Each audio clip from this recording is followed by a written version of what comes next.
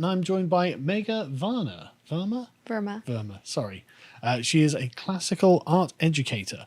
Amber Heard has lost her lawsuit against Johnny Depp, and Johnny Depp has been successful in his lawsuit against Amber Heard. And so there are many, many feminist tears flowing all over the internet. Mega, have you been following this? Only when the memes show up on my timeline, but other than that, not really. So you can just fill me in. I will do. Right, but before we start, this I think is important because I don't think it's inaccurate to say that feminism has been launching a kind of assault on the justice system of Western countries. And this is what Me Too and Believe All Women have been focused around. The idea that if a woman makes an allegation against a man, we are obliged to accept it regardless of the merits of it. And that problem, I think that's an immoral position, and that underpins the entire feminist movement at this point. Would you agree with that statement? I think that the reason for that is the dehumanization of women, that somehow human nature doesn't apply to both men and women equally. Like, of course, men and women are different and have, different proclivities, and every individual has their own idiosyncrasies. But things like deceit, lying, stealing, all of these, vices of human beings, they exist equally in both men and women. But I like the phrase they use, dehumanization, because this is something that Dr. Warren Farrell has been talking about. This is a new interview we have on lotus.com. It's not actually a premium one, so you can go and watch it at your own leisure if you're watching. Link will be in the description, where he is talking about his latest book called The Boy Crisis, and this seems to be the flip side of the feminist narrative on gender relations. Women have done nothing wrong and can do nothing wrong, whereas men and boys are always wrong and are always malevolent, are always doing something harmful to women. And so he's describing how young men and boys have essentially been systematically attacked by feminism in a way that is trying to stack the deck entirely in favor of one gender, regardless of what justice would actually demand. Well, it's not even in favor of women, because technically it makes, when you look at the outcomes of feminism, it doesn't actually help women either. No, we'll be getting to some of those a bit later on in the podcast, if you don't mind. Sorry, I don't want to spoil it. Okay. But the point is, there is, I think, a systematic attack. Me Too is just one of the most prominent aspects of that. So if you'd like to know more about Warren Farrell, go and look at that. So let's get on to what Johnny Depp won. So apparently he won he won $10 million in compensatory damages and $5 million in punitive damages in the trial. However, Amber Heard also won $2 million in compensatory damages after his attorney, Adam Waldman, had apparently defamed her. And so it's back and forth. I don't even know what he did, but I've seen so many hilarious memes and reels of Amber Heard being made fun of. So I think... And she deserves it. Yeah, it's like you can't really put that back in the bottle once it's come out. No, I've been following this trial quite closely because it seems so obvious. There are so many... We won't go through them here, but there are so many clips of leaked audio recordings and various statements that both of them have made that show that... And you can tell by the tone of voice, she's in control of the situation. She's directing the flow of things. And there's one particular clip in which she says, well, just go and tell the world that you, Johnny Depp, a man, have been the victim of abuse. No one's going to believe you. And it's like, when someone says that, they're the abuser. Yes. That's what an abuser says. And so it just became blatantly obvious that she was leveraging Me Too and the cultural capital of feminism and being used in the guise of women as a way of obviously just trying to extract money from Johnny Depp after having been in what looks like an abusive relationship. And the trial was quite well broadcast. It was explicit. There was a lot of information that came out, and none of it made Amber Heard look good. She looks like she's lying. She was caught in a few lies during the whole thing, and so the jury was like, she's lying on all counts. She needs to give him $15 million. This is capped at $350,000 for the punitive damages, and so minus his $2 million, he is set to get $8,350,000 from her. So she abused him. Yes. well, it's kind of like coming full circle on the Me Too movement, because it's always very disturbing. I mean, this should be obvious, but I suppose it isn't for some people, that the line "believe all women" doesn't make any sense. Yeah. Their due process exists for all human beings. The law applies equally to men and women. And so if you accuse someone of doing something heinous, you need to have evidence, because, people can abuse that otherwise and ruin lives just on suspicion. It's not only that they can, it's that you've opened the door to anyone who will. You've said, well, look, anyone who wants to tell a lie has now got a free pass, a blank check, to just tell this lie and destroy the life of someone else if they have a personal animus against them. Exactly. It destroys the purpose of having a justice system in the first place, of having due process. I remember when this movement first began, like across university campuses, there were so many allegations of rape or sexual assault from young women. And it was like, I didn't really know what to think of it, because maybe it happened, maybe it didn't.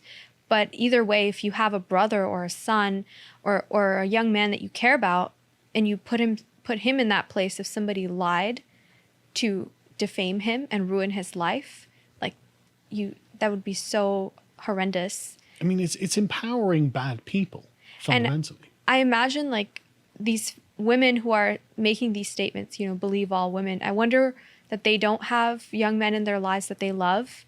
And they imagine them in that place. I don't want to paint with too broad a brush, but it seems that only diehard feminist ideologues are supporting Amber Heard in this. Yeah. And I think it's not unreasonable to call them man-haters. Yes. So anyway, Johnny Depp put out a statement after this. He said, quote, "False, very serious and criminal allegations were levied at me via the media, which triggered an endless barrage of hateful content, though no charges were ever brought against me. It had already travelled around the world twice within a nanosecond and had a seismic impact on my life and my career."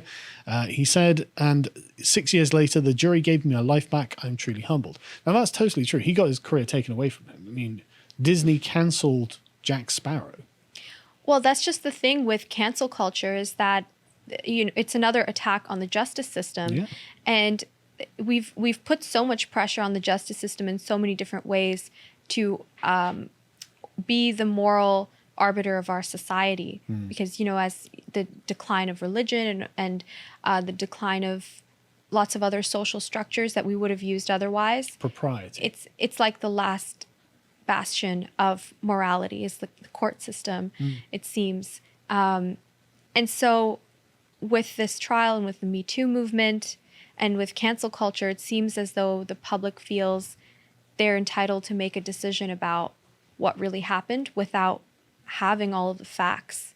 And, and it's kind of like they have a lot of pride in doing that, because how can you make a decision about someone's character without evaluating the evidence properly and believing that you have all the evidence? And after you have evaluated all the evidence, aren't you inclined or obligated to make your judgment squarely on that, rather than the kind of a priori, the woman can't be wrong and the man must be evil?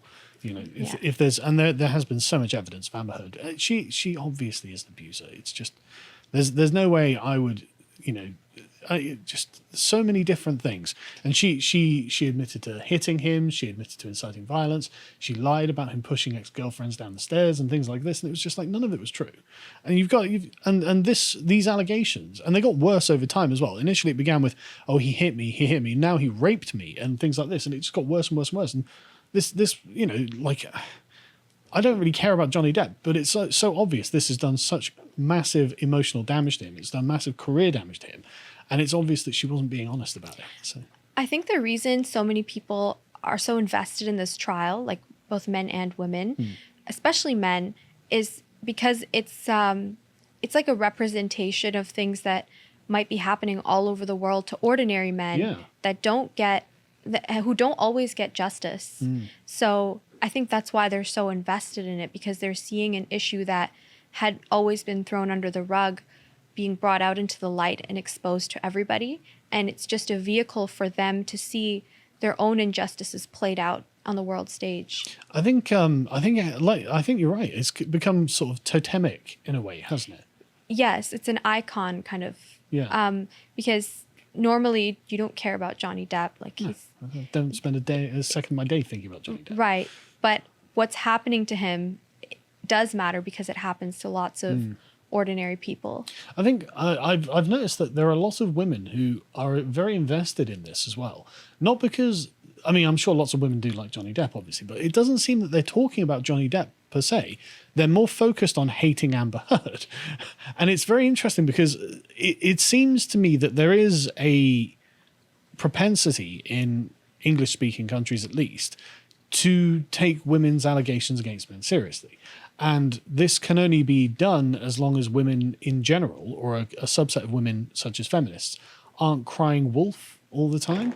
And if you have someone who is obviously lying, obviously crying wolf, then it seems that this social institution, which I think should exist, it's being taken advantage of and it damages it for all women. And so I've seen a lot of women saying, well, look, if I was being abused and I came forward and said something, someone like Amber Heard is actually damaging my credibility on the fact that I'm a woman, and just because she's leveraging that. But anyway, let's carry on. So this seems to have fully hit the mainstream. So Amber Heard is now worth minus $8 million, which is just amusing to see. She was worth $2.5 million, but now she's not.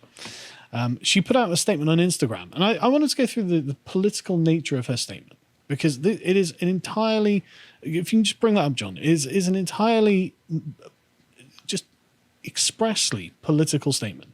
She says this: "The disappointment I feel today is beyond words. I'm heartbroken that the mountain of evidence still was not enough to stand up to the disproportionate power, influence, and sway of my ex-husband." Right, so that's her first statement. So what she's saying there is that the patriarchy is protecting Johnny Depp. Well, she's saying that the court is corrupt, basically. Yes. And that because he's a man and he's powerful and influential, I'm not even sure, like looking at Johnny Depp, I don't know if that's even true. He seems like a disorganized drunk and drug addict. Like if he was, Harvey Weinstein or something, I'm like, sure, but he seems to just have a kind of popular appeal rather than having genuine power. But she's ignoring the fact that there's a sort of social institution in feminism and Me Too that has been propping this up for years now, and that Johnny Depp is actually the victim of what she's done. This is completely swept under the rug. Right? She goes to the next bit. "I'm even more disappointed with what this verdict means for other women. It is a setback. It sets back the clock to a time when women who spoke up and spoke out could be publicly shamed and humiliated. It sets back the idea that violence against women is to be taken seriously." Do you think that's...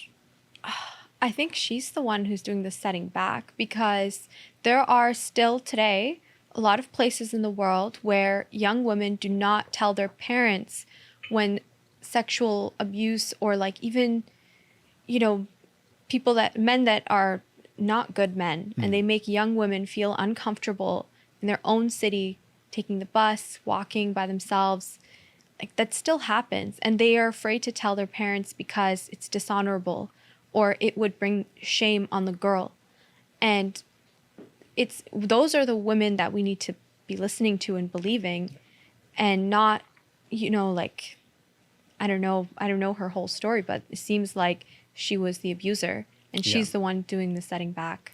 It very much, and we'll get to it, but there are lots of women who share that position. She says, "I believe that Johnny's attorney succeeding in getting the jury to overlook the key issue of freedom of speech and ignore evidence that was so conclusive that we won in the UK." So just very briefly on this, Johnny Depp was accused by the Sun newspaper over here of being a wife beater. So he took them to court, but there wasn't a kind of exposure of evidence like there was in this trial over here. And so the UK decision was based on a series of pieces of evidence that were just absent. They're incomplete. Exactly. So that's why you have an appeal. Yes. Okay. So if you had a trial that was done in one level of the court system, and then it was appealed to another level and the decision was different, it's the second decision that matters. Yes. I mean, it's different countries, but the trial in America was much more thorough. and I think much more fair. I mean, it's just terrible how the UK papers are calling Johnny Depp a wife beater, even though there is no actual evidence that he's ever hit her. But anyway, she says, "I'm sad I lost this case, but I'm sadder still that I seem to have lost a right I thought I had as an American to speak freely and openly." Which is, I don't know, you don't strike me as the sort of person who watches South Park. I have watched South Park. Have you seen the film Team America? No, I haven't. No. But the guys who do this, basically, there's one episode of South Park where Randy Marsh gets in a fight, gets arrested, and he's just like, "I thought this was America. I thought," and this is her defense. I would have respected her opinion and taken it more seriously if she had presented a piece of evidence that she thought the court misinterpreted or didn't analyze properly, and she posted her opinion about how that evidence unequivocally pushes the decision in her favor were it to be interpreted properly. And, this is why I can't take it seriously. I'm open to people disagreeing, but it's like, sure. You should present actual evidence. Yeah. But I mean, this, I thought this was America defense is remarkable because she's not being censored. She's not being persecuted by the government. She literally spoke freely. Yeah, in a court of law. And this was a civil suit as well. She's still speaking freely on this Instagram. Yeah. Just like speak more freely and show us the evidence that you think is missing. And she's basically saying, look, can a woman not falsely accuse a man in the Washington Post of raping and beating her for political gain? I thought this was America. It's like, what is that? That's not very nice. And I will go through what she had posted. So, because all of this it's so tragic because she's so beautiful. I think that's one of the reasons she feels that she can get away with this, actually.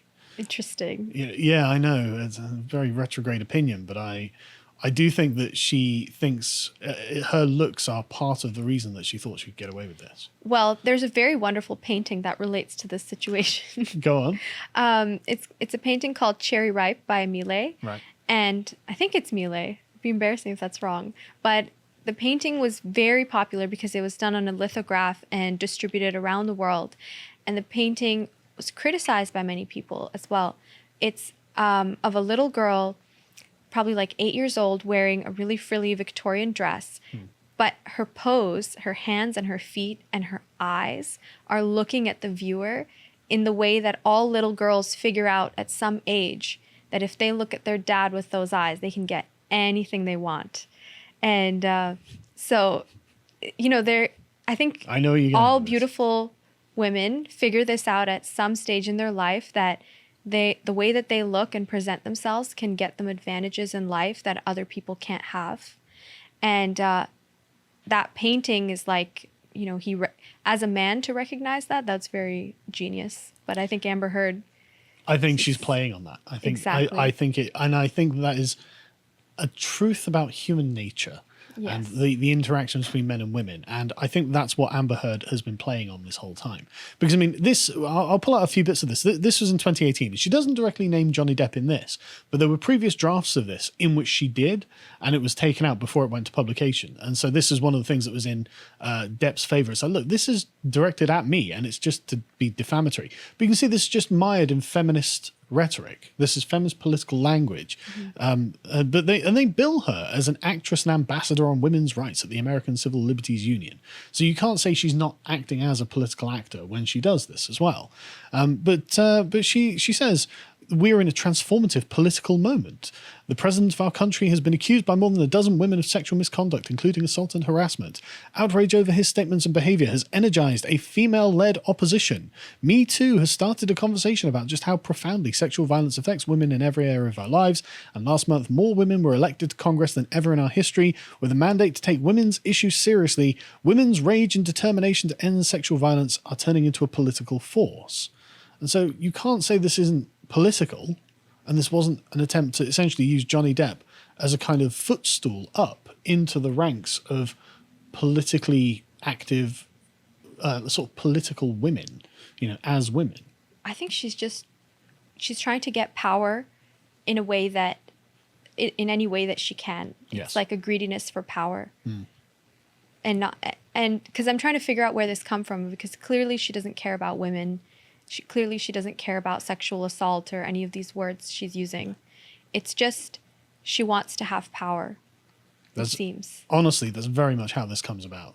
But you can sell the whole. I mean, the fact that she's politicizing this, anything political is a demand for power. Ultimately, that underlies all political action. So you can't say that this is devoid in her thinking. But anyway, let's carry on quickly because I want to get to the funny bits. So she plans to appeal what's the decision, but it was pretty categoric. Unless she's got some evidence that she for some reason isn't showing us, I don't think it's going to happen. Frankly, I think she's the kind of woman who's probably going to call him up after this and say, "Do you want to get back together?" We've all met women like that. Come on. He should have just married Winona Ryder. Yeah, who knows what? I don't know what. I don't know but I do think it's remarkable that loads of his ex-girlfriends just came out in his defense. Like, isn't that remarkable? Yeah. Like, this just strikes me as being like, if like 4 different women come out and say, "Look, he's not a violent man. He's never been violent." And why don't we believe those women? Yeah, exactly. And the thing is, Amber Heard was accusing him of such unbelievable levels of violence. Like, you don't go your whole life being a completely gentle man with lots of ex-girlfriends being character witnesses saying, "No, he's a perfectly gentle man every time." And then the next one is, and one of Amber Heard's accusations was that he shoved a bottle in her vagina and it broke. Right? And it's just like, that is a staggering accusation. That's her fantasy. I didn't say it. No. I didn't say that. Right? That's like really disturbing. She should write books or something. I don't know. Yeah. She should channel that creativity somewhere else. Yeah. I mean, she didn't go to the doctor about that or anything. Well, she's not a very good liar. No. Because she didn't even try to make it consistent with his personality. Yeah. But none of these people are very good liars. And so obviously Amber Heard's fans have been condemning the sexist jury. The jury hates women. Did you know? If we can get to the next one, here we go. Yeah. This was not justice. It's just some angry people on Twitter, but it is funny. This jury is a racist, sexist fan group and nothing more. Oh, I've been called those things. Oh, but racist? They're both white. Like, well, they're racist against Amber Heard. She identifies as a woman of color. I guess she must. Another said, "My heart goes out to Amber. F that sexist jury and F this sexist country." And comedian Amy Schumer posted a Gloria Steinem quote. Oh, the thinker of our times. Yes, yeah, the Amy CIA Schumer. thinker of our times. Did you know that she was a CIA asset, Gloria Steinem? No, that's news to me. What could she contribute to the CIA? Well, Torture. That's a great question. But I think it was in 68 or 69. She became like like I said, an asset, as in someone they were working with. I've no idea why. But anyway, we'll carry on because more feminists are coming out of the woodwork. One of my favorites, I think, is this one. The Amber Heard Johnny Depp trial was an orgy of misogyny. Sounds like a busy weekend, doesn't it? Sorry, Moira. I didn't realize this was so offensive. She doesn't look like a Moira. Is that the author? That is. What's she look like? I don't know. She looks like not a Moira. Moira is like a sweet old British lady. Not in this country. Oh.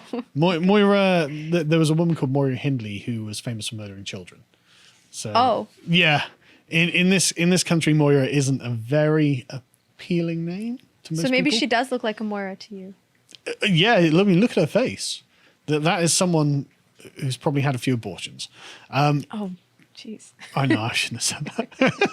But anyway, she's complaining because the backlash to Me Too is here, and this is, I think, fair because I mean Me Too seems like an unjust movement at this point. She says over the past 6 weeks, as the trial was live streamed online, many of those who tuned in to watch Amber Heard treated with the same contempt Johnny Depp did in his texts. So yeah, but she lied lots. Lots and lots. There was one hilarious one where she said, "I always carried around this particular makeup thing in my bag to cover up the bruises." And the allegation of the bruises happening in 2014. And the makeup company came out and said, "We didn't produce that until 2017. And so she's like, "This that I'm holding here." And it's like, isn't this so ridiculous that a makeup company is getting involved in a... Just, come out and absolutely destroy your argument that you were covering up bruises with this. This was the makeup thing. It's like, that wasn't produced until 3 years after the bruise occurred. Well, now what, Amber? What do you do then? But anyway, a broad consensus has emerged online that Heard must be lying about her abuse. She's been accused of faking photos of her injuries from Depp's alleged beatings, painting bruises on with makeup. She's been accused of convincing the multiple witnesses who say Depp abused her to lie, repeatedly and under oath for years. These conspiracy theories are unsupported by the facts of the case, but that's not stopped them from spreading. It's like, well then why couldn't they be proved wrong? Right. If you think something, if false information was spread, like, correct it. Yeah. Provide the accurate information and, Yeah. that's all. It's really not very difficult to do. But that's, of course, the problem is the facts don't seem to support her claims. If you're telling the truth, there's always evidence. Yes. And the next one I think is amusing is the Daily Beast complaining about the deafening silence of Hollywood feminists on this. And so I just want to, again, this fascinates me because this is framed around saying this. The lack of support from Heard's industry peers in particular is telling, given that it was only 5 years ago when Hollywood rallied around survivors of sexual assault and harassment. That's because that was real. Yes. Yes, that's exactly. That's exactly it. Rallied around survivors of sexual assault and harassment following accusations against producer Harvey Weinstein. Yeah, I support that because it was real. Yes. And this is why I've said, like in the past, there was a legitimacy to the Me Too movement.